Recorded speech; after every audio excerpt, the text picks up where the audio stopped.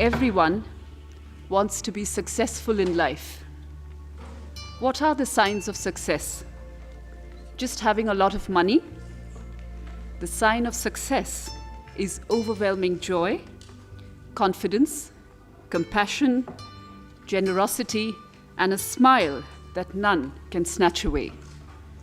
These words, ladies and gentlemen, are not mine, but those of His Holiness Sri Sri Ravi Shankar ji, who is in our midst today and who we are deeply privileged to host here, and most fittingly, if I may say so, at UNESCO, which is the House of Peace.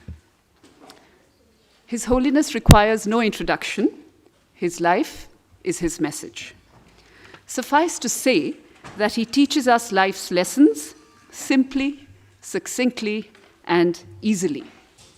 In him and through him, India transcends the mystic and the modern, and where her message of peace and goodwill finds her finest ambassador.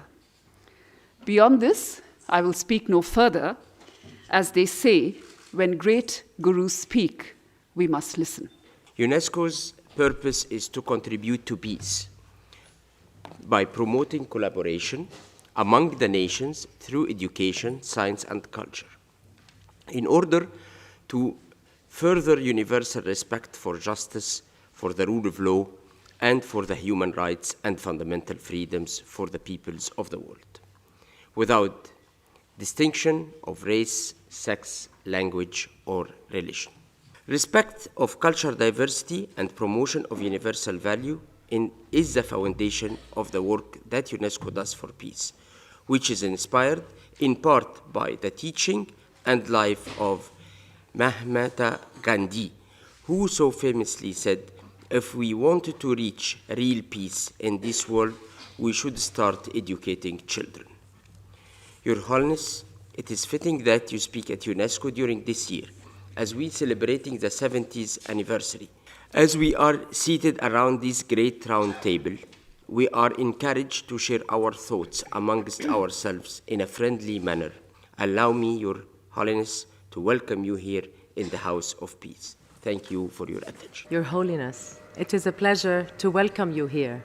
India and UNESCO have a profound partnership that builds on myriad contributions, the intellectual, moral, and spiritual wealth that India has over decades offered UNESCO, and the rich exchange that has ensued. On the 21st of June, we will celebrate International Yoga Day, as mandated by the UN General Assembly for the first time ever, an embodiment of India's unique living traditions, the ultimate unity of body and mind in harmony with the world. And today, we receive your message of the one world family, a vision that draws on ancient wisdom, but also modern science, that has inspired spirituality, but also a commitment to service.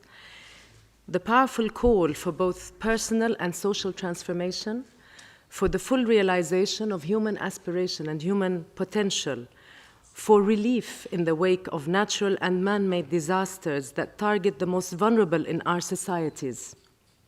All this has great resonance with this House, Your Holiness, and we are grateful for your example.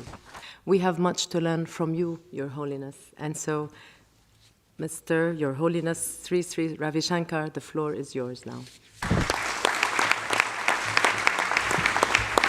Good morning, everybody. Honorable Ambassador, President, dignitaries, Your Excellencies. It's a pleasure for me to be with you all in this circular converging hall.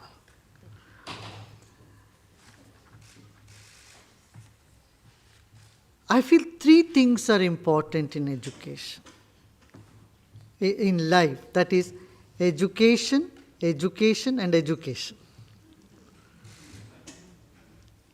Three things that makes a difference in anyone's life is, again, education, education, and education.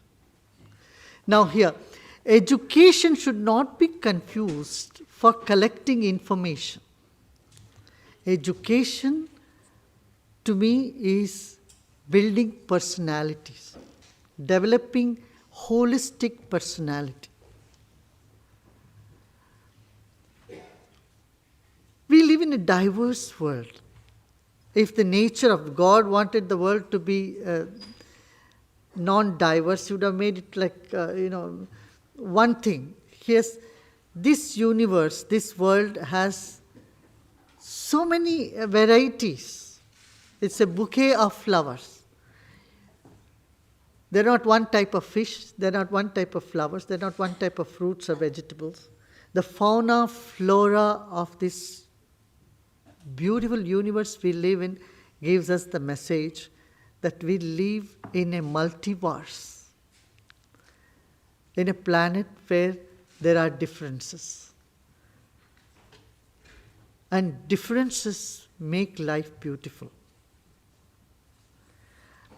Somehow I don't like this word tolerance. You know why? It's a negative connotation to it. Usually we have world over interfaith programs where we say tolerance, we should have tolerance. I think it's a word of bygone era. You tolerate something which you don't like it. Now the time has come to appreciate, like, celebrate diversity, not just tolerate them. This is something that we need to really look into.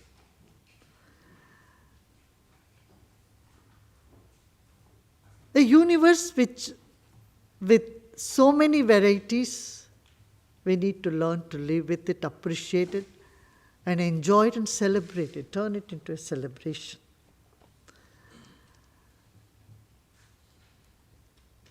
I usually ask this question to people. See, we accept food from any part of the world, or every part of the world. We accept music from every part of the world. We accept technology. We don't ask where this technology was discovered. We own it as humans. But when it comes to wisdom, there seems to be some sort of resistance. We put up a wall. Say, this is mine, this is east, this is west, this is north, this is south, this is Jewish, this is Hindu, this is Buddhist. So we try to bring in some prejudice, some concepts in our mind and stay away from it. As long as this trend continues, the world cannot be a peaceful place. Even if a small part of the world remains thinking only they have the key for heaven, everybody else going to hell, they are bound to create hell for everyone else. So here comes all our collective responsibility to educate our people in multicultural and multi-religious education. Thanks to the technology today, through internet, through technology, this is being made available. But there is still a lot of population, a big number of our population which is remaining in ignorance, thinking only they have the key to the heaven. So this problem in the world we can categorize as two major issues. Number one, prejudice. Racial prejudice, gender prejudice, religious prejudice, and class prejudice. There are certain sections of society which think the rich people are always oppressors. Rich countries are always oppressors.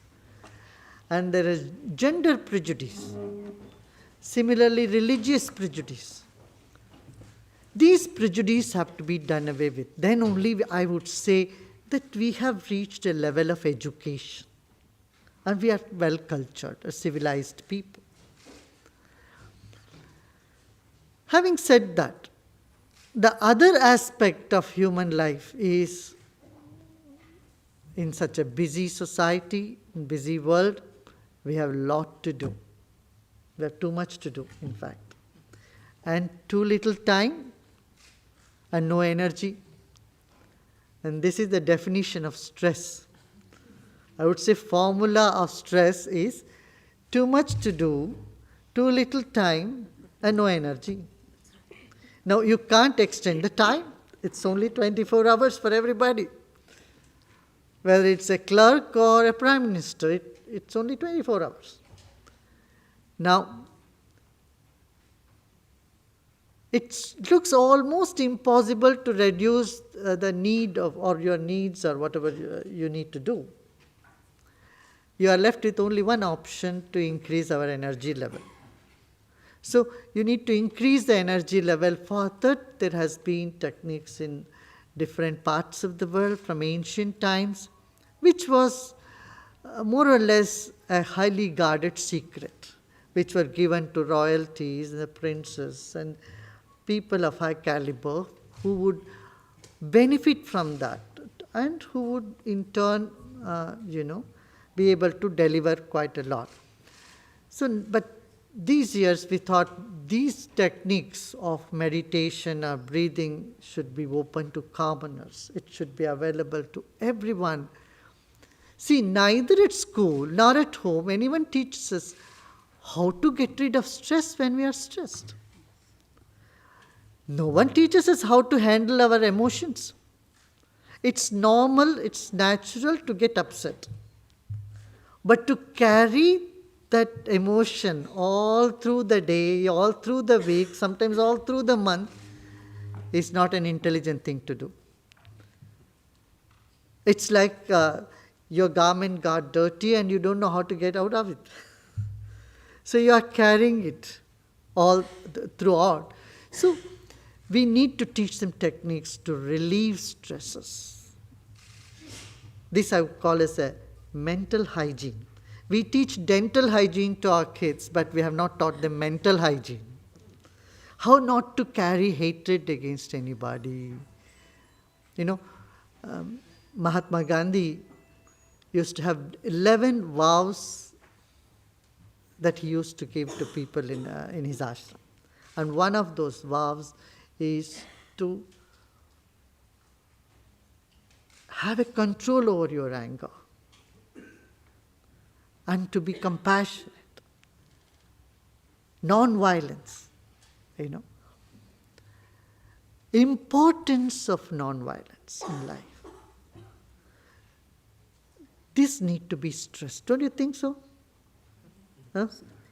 Is not our world becoming more and more violent? We are sort of getting immune to violence.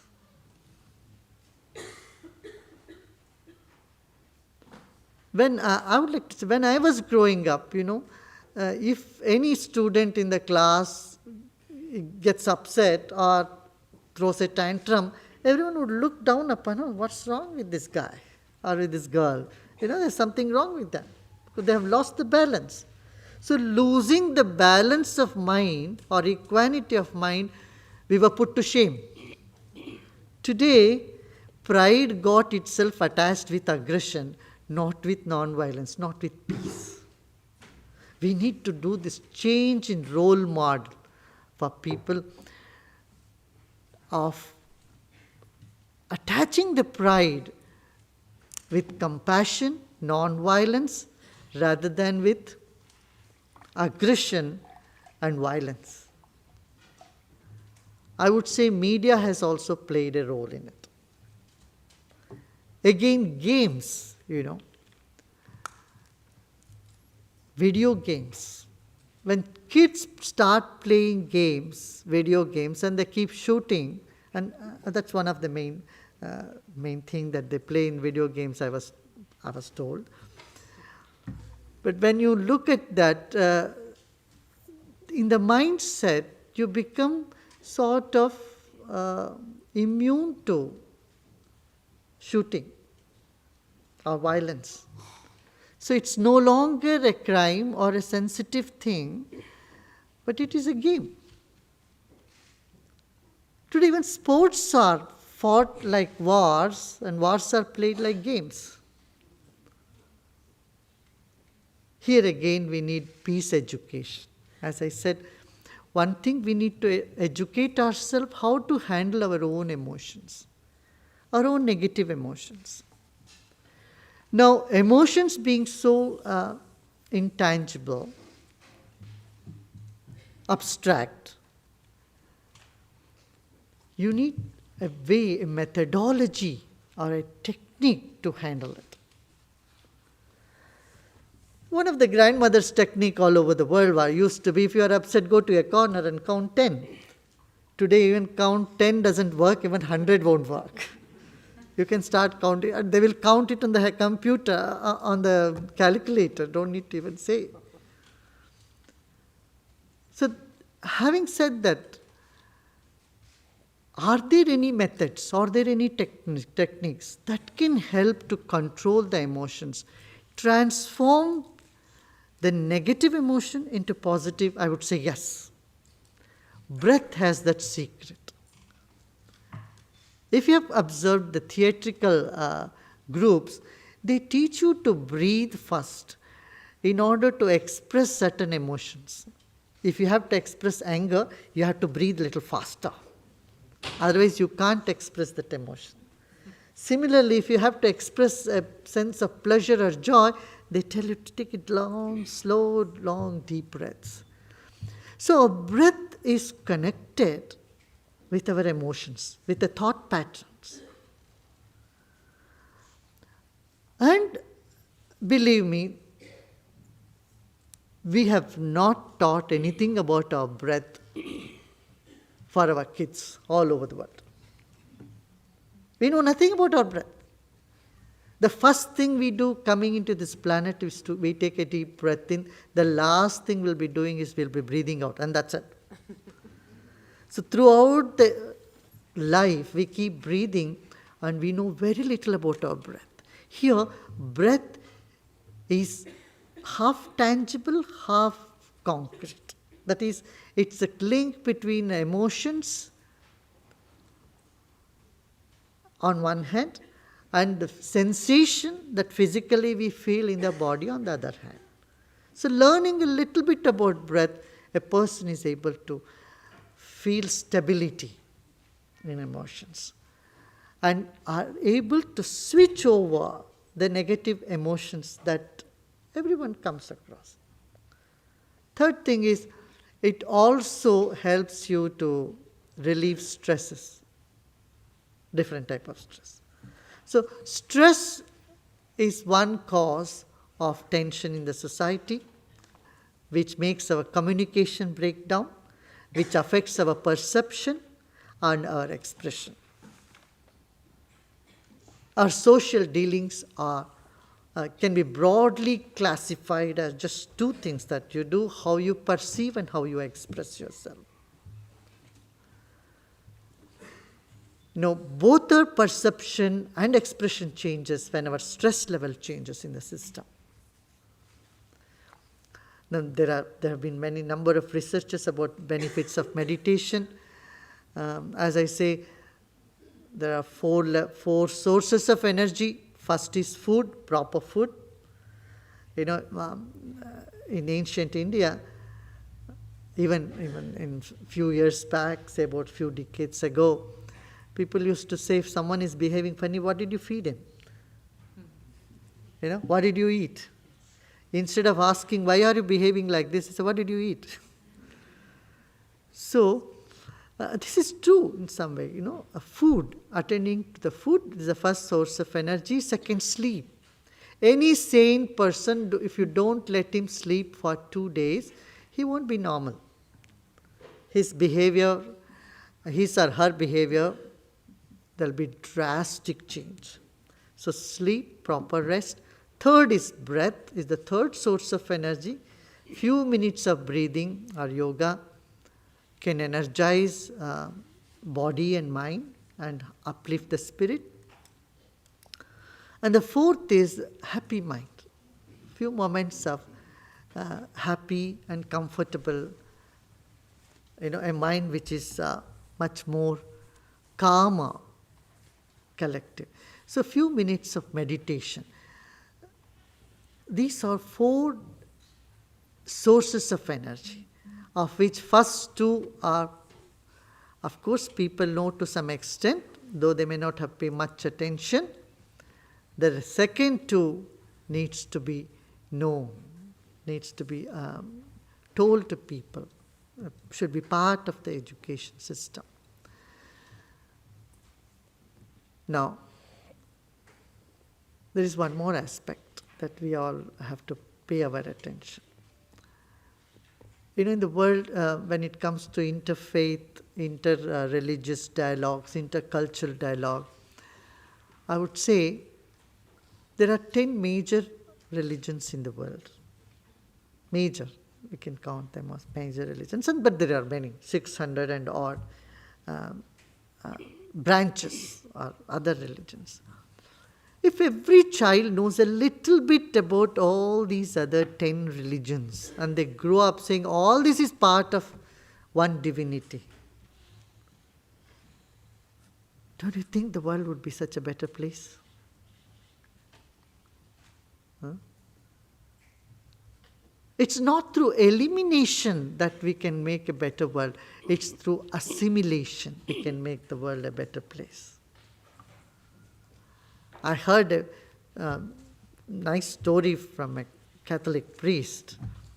Once he told me a story in one of the interfaith dialogue. He said, God needed some ideas. When Ireland was burning, he didn't know how to settle it. So he asked a Catholic priest what we should do. And he said, oh, it's very easy. Remove all Protestants from Ireland. Ireland will be peaceful. Then he came to, God didn't find it a very good idea, so he came to a Protestant priest. He said, what do you say? What is your idea you want to give me? He said, oh, it's very simple. You remove all Catholics from Ireland. But then he said, well, they both are parties. Let me go to a Jewish rabbi. So I went to Jewish rabbi and said, tell me what is the solution? He said, remove them both from there. Then Ireland will be peaceful.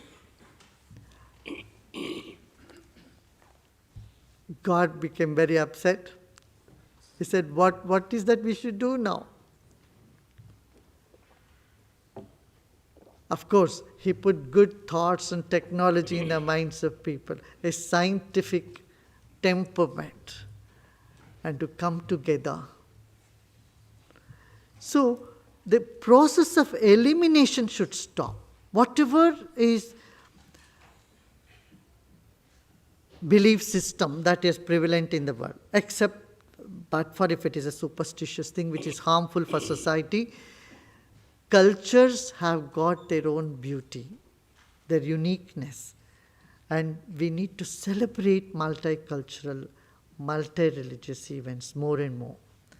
So in every child, if he learns a little bit about all these 10 different religions, even couple of pages from each one, then they know that we live in a very diverse world and we should honor, we should love to appreciate, we should honor these differences.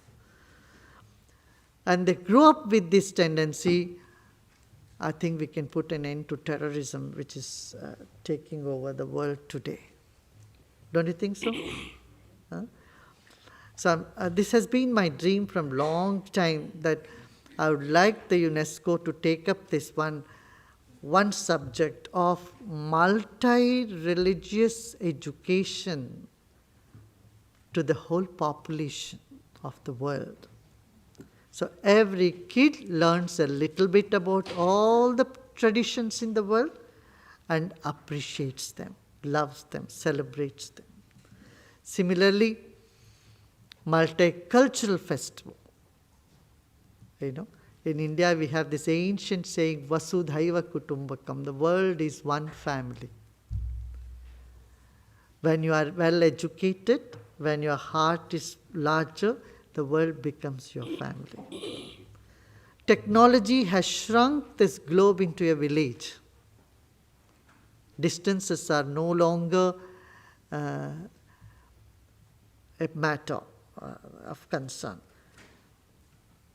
I think it is the humanities, it is the spiritual or human education in human values that can make this world into a family.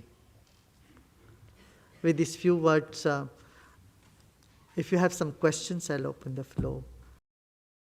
My question to Sri Sri Ravi is that in today's advanced technological world, with the help of latest gadgets, our life has become more efficient, but at the same time more stressful. We keep a computer with us in the form of mobiles. Here is one. These gadgets may be useful, but they also increase our stress levels and cause anxieties as we are always glued to check emails, catch up with news, etc. What is your advice in dealing with these stress levels? Should we simply throw away the mobile, or there is more practical way to handle this situation? Thank you, sir. In the mobile there is a red button, and we should be kind enough to press it sometimes. That also.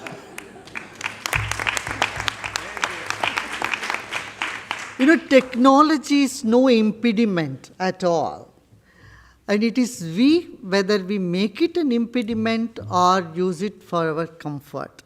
The purpose of technology is to give us comfort. At the same time, our sleep, our meditation, our other activity also gives us even deeper comfort, or absolute comfort. So when a higher comfort is coming, you have to leave the lower comfort at rest for some time, not all the time. So a few minutes, I would recommend you to use that red button also so that you can have sound sleep. And when you do good exercise, or when you are with family having a dinner, I think we can put it on a silent mode, our gadgets. What do you recommend us in UNESCO? How we can find ways to bring spirituality as a real component, not as a luxury talk, to our agenda? How? The question is how to go about it. Who will do this? This is the question. Now, any big transformation in society depends on 4 pillars of society. First is government. Second is civil societies, the NGOs. Third is the media. Fourth is the faith-based organization. Faith-based religion, faith, they have a role to play in societies. So, when all these 4 avenues of society or pillars of society work in unison, only then any project can be successful. Whether it is this one or child education or whatever, any project in a society needs a cooperation from these 4 corners.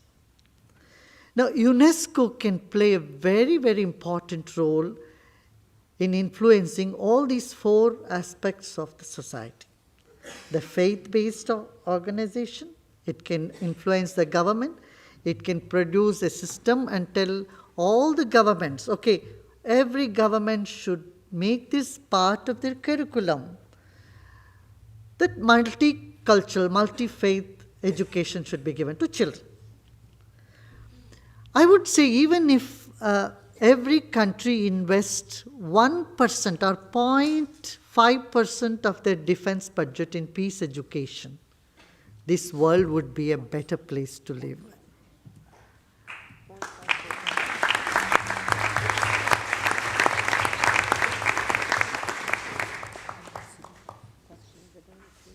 I feel that I am not able or I am not enough competent to ask the question to Guruji, really. I think we all are slave to our ego, I think. That I am more powerful, I am more knowledgeable, I am more competent.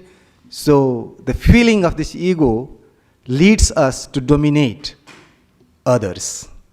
That is we call disrespect, that is we call intolerance, that is we call that you must respect me, but I don't care whether I should respect others. So, His Holiness, because you have a campaign or movement of art of living, we would like to have your message. In fact, what this art of living message would impact on our this present world, bringing all of us together, being respectful to each other. One of the biggest crises in the planet is identity crisis. We identify ourselves as somebody, and those who do not belong to that thing, we feel they are against us, and we are afraid of them, or we want to dominate them or be aggressive towards them, right? So the identity should be changed. First, there are several layers of identities are there. First and foremost, I would say we are part of one life, one humanity, one divinity, and then one humanity. Then comes on the third place, we are male or female. Fourth place, we can count, we belong to this religion or that religion. Fifth place, this country or that country. When this identity reverses, we forget the basic identity of we being human beings, number one. So, and that those who do not belong to us, we don't always find, we always find that they are inimical to us, or we're not happy about them. We want to dominate. So the tendency to dominate is because of the ego.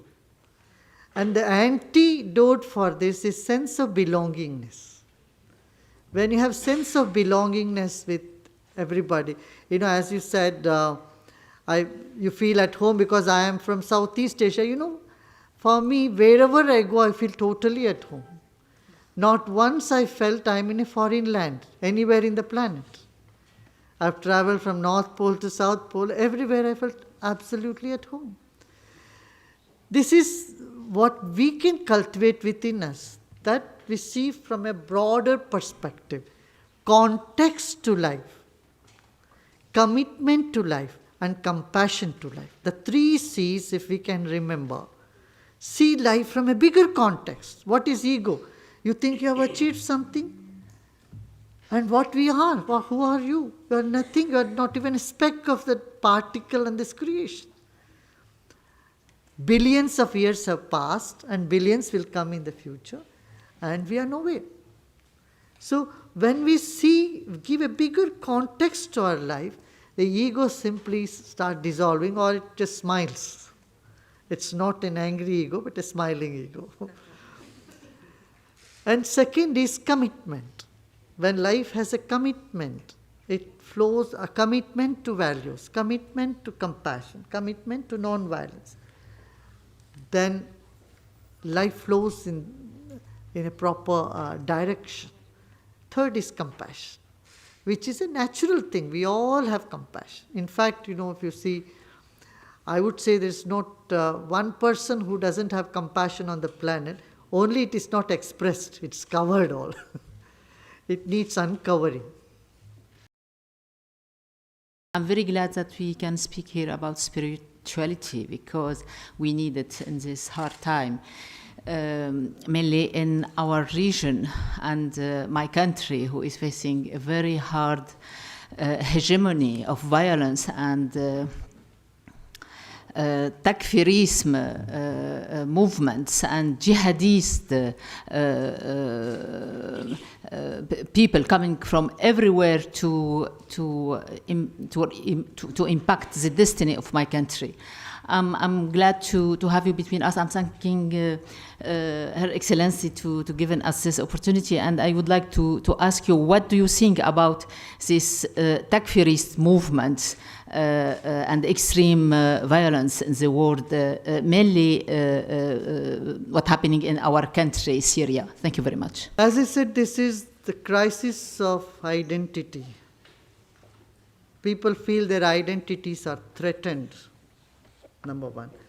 Second is they think they only have the key to the heaven.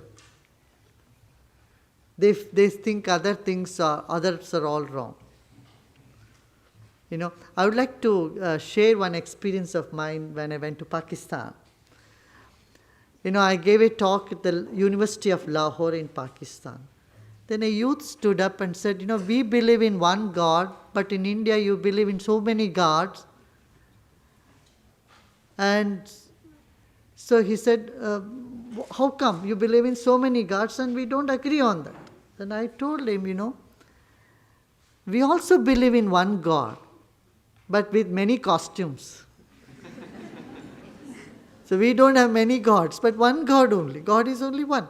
But he likes to change his dress and become a carnival, have a carnival festival, and change his costumes. That's all the difference. So I gave him one example. See, it's the same wheat. From the wheat you make bread, you make samosa, you make naan, you make chapatis, you make noodles. Why do you make so many types from one rice, same wheat? The same wheat is used to make muffins and croissants and German bread and pumpernickel, all different types, because we love varieties. So the divinity who created the universe loves diversity, and we just honor diversity. They got so satisfied, so happy. They said, it has relieved me. It has taken away a weight away from my head. So this unity in diversity need to be emphasized to people, number one. Second is, youth today are fed up with the material, whatever they get here. They are looking for some higher pleasure, some heaven. For them, we need to tell them, love is heaven. And this world has plenty of love. This education, again, I would say, if you just put them in a room and give me 3 days, 2 hours each, you will see them coming out with a smile and with flower instead of guns.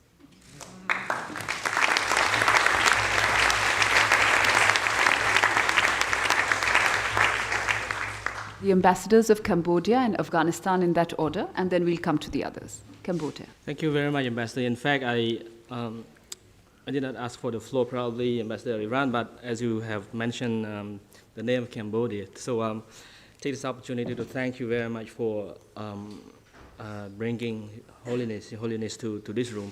I just have one comment to this event, extraordinary event, that UNESCO was created on the idea of spiritual, of the intellectual solidarity.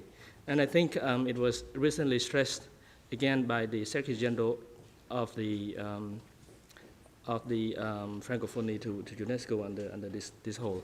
So your presence here, Your Holiness, is very relevant to UNESCO under this converging ceiling. Thank you very much. Qu'est-ce qui est arrivé de nouveau qui a rendu le monde si dangereux? Est-ce que cela va durer? Je voudrais poser cette question. Est-ce que cela va durer? Dans quelle direction nous dirigeons? Est-ce que cela ne va pas poser la question de l'UNESCO, du système de sécurité international? Parce qu'il faudrait qu'il y ait une carence du système international et global de sécurité pour qu'on détruise les villes entières, la ville de Namroud et Atra, et pour que l'insécurité prenne des dimensions aussi démesurées. Est-ce que nous ne sommes pas devant des problèmes beaucoup plus sérieux que la simple question de l'éducation? Je voudrais poser cette question. Merci beaucoup. Well, I know the issues are, and we all know the issues are very, very large, very big.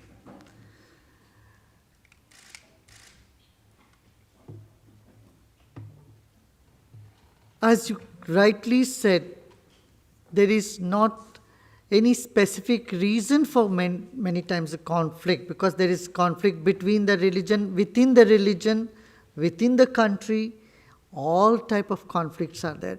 If you analyze, what we can see is the stress is the main cause of all these problems. Stress creates either aggression or violence on one side, or depression or suicidal tendencies on the other side. Because we have not taught anyone how to handle the mind. Education is not just collecting information. It is learning to know who you are. What is your capacity? Learning to know the 7 different layers of our existence. body, breath, mind, intellect, memory, ego. These layers of our existence we are totally ignorant of. So we don't know how to handle the rage or anger when it comes up within us. As I said, neither at home nor in school anyone teaches us. So either it remains with people and it turns into depression. Today 40% of school teachers are depressed. When teachers are depressed, what would they communicate to the students? They transfer only depression. A happy person will communicate happiness to others. A depressed person only transfers depression.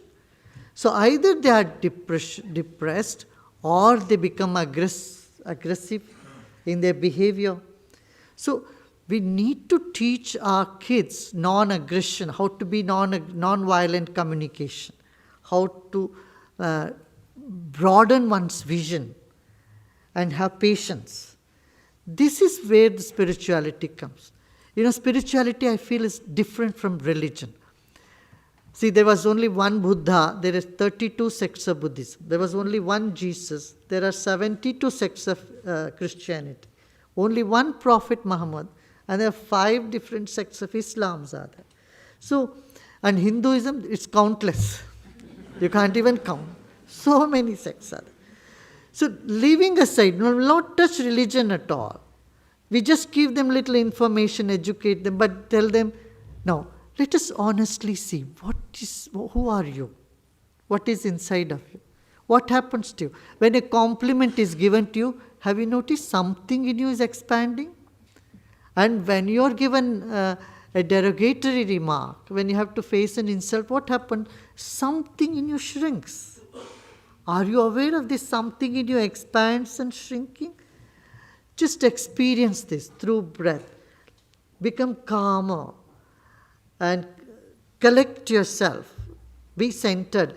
Then you understand, the whole mechanism of mind. You will understand the whole mechanism of stress.